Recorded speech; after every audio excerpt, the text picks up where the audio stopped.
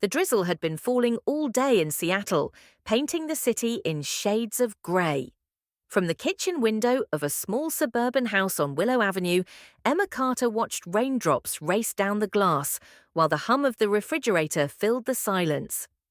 On the counter sat two mugs, one empty, one untouched, a quiet symbol of the distance that had grown between her and her husband. Daniel Carter had texted 2 hours ago, "Working late again. Don't wait up." It wasn't unusual anymore. Once upon a time, that message would have made her worry. Now it only made her heart feel heavier. She turned away from the window, folding the last of the laundry.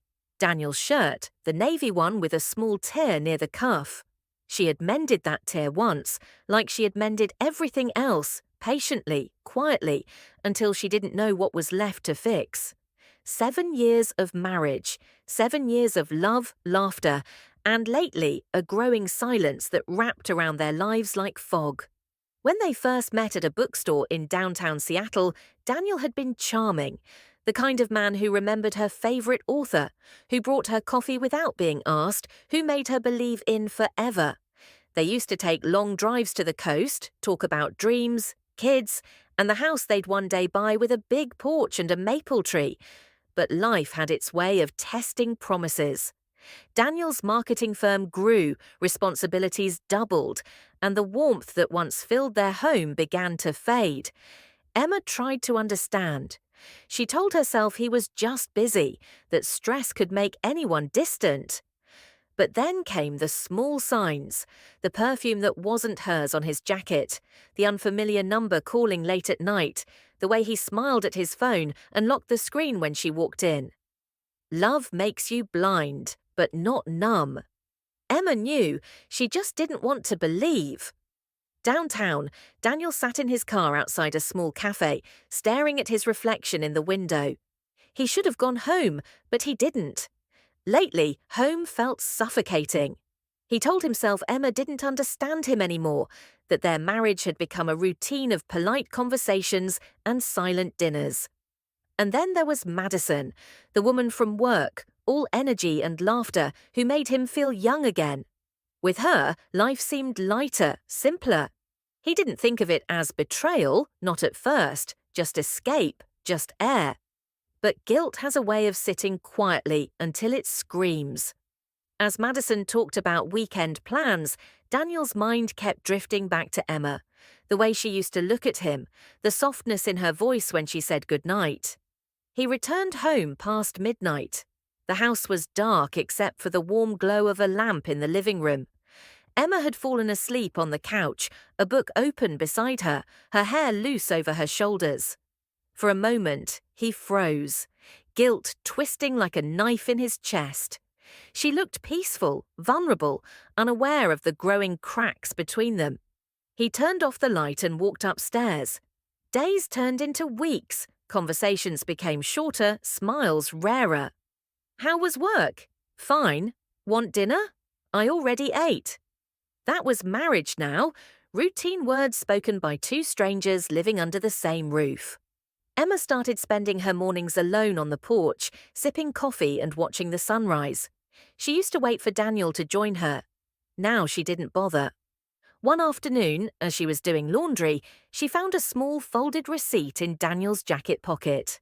2 coffees, blueberry cheesecake, the name Madison scribbled on the back, followed by a heart. The world tilted. She sat down, the paper trembling in her hands. It wasn't proof she wanted, it was hope she lost. That night, she couldn't sleep. The rain fell again, tapping the windows like whispers. She lay beside him, staring at the ceiling, wondering how love could disappear so quietly. It was Sunday when everything finally broke. Daniel came home late, again. The smell of another perfume clung to his shirt. Emma sat waiting, her phone on the table, the receipt beside it. Her heart raced, but her face was calm. "Daniel," she said softly, "can we talk?" He looked tired. "Emma, can it wait? I've had a long day." "No," she said, "it's waited long enough." He sighed, sat across from her, and noticed the folded receipt. For a moment, neither spoke. The air between them felt thick, heavy, final. "Who is she?" Emma asked, her voice steady but trembling. Daniel looked away. "Emma, it's not what you think." "It's exactly what I think," she whispered. "Don't lie to me anymore." He ran a hand through his hair. "I didn't mean for it to happen. Things just got complicated."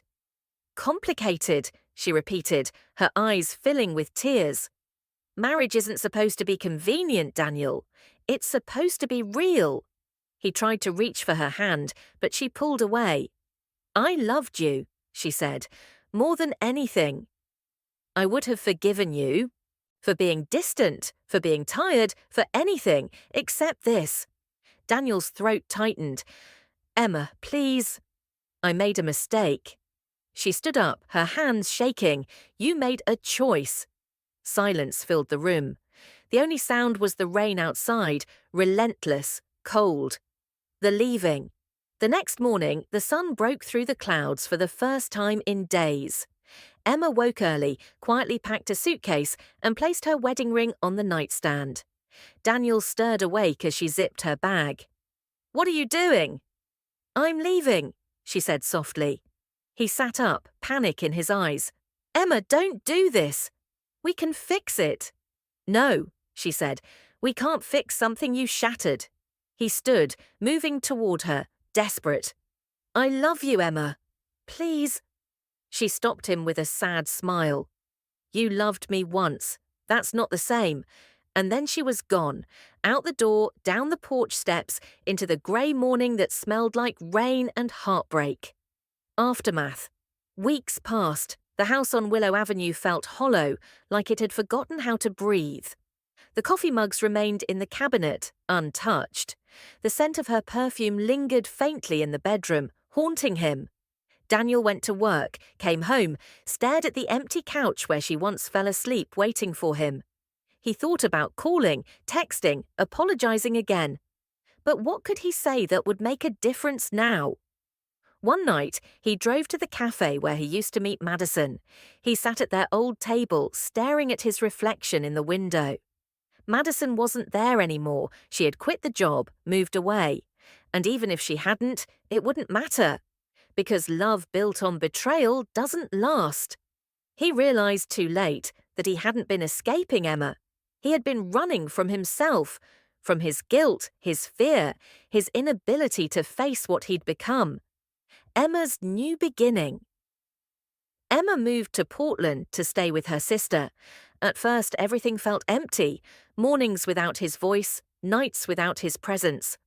But slowly, she started breathing again. She found a small job at a local bookstore, the kind of place where the smell of paper and coffee filled the air. The owner, an elderly woman named Grace, once told her, "Sometimes we lose people so we can find ourselves again." And maybe she was right. Emma began journaling, painting, doing things she had forgotten she loved. She smiled more, even if sometimes it hurt. Healing isn't fast. It's quiet, steady, like the rain easing after a storm. The letter months later, Daniel sent her a letter. It was short, handwritten, ink smudged in places. "Emma, I don't expect forgiveness. I just wanted to say I'm sorry. You gave me everything and I broke it. I live in the silence I created, and it's louder than anything I've ever known. I hope you find the happiness I couldn't give you." Daniel Emma read it once, folded it carefully, and placed it inside a drawer. She didn't reply. Some words don't need answers. That night, she walked to the porch of her new apartment, looking out at the city lights. The rain began to fall again, soft and gentle. She smiled faintly, not because she had forgotten, but because she had survived. Epilogue. Back in Seattle, Daniel still lived in the same house. Every now and then, he'd hear a song they once danced to or pass by the bookstore where they first met. And every time, he felt the ache of what he'd lost, not just her, but the version of himself that once believed in love enough to protect it. He kept her photo on the mantel, not out of hope, but remembrance. Some mistakes are too heavy to undo. As the rain tapped against the window, he whispered into the empty room, "I'm sorry." But there was no one left to hear it.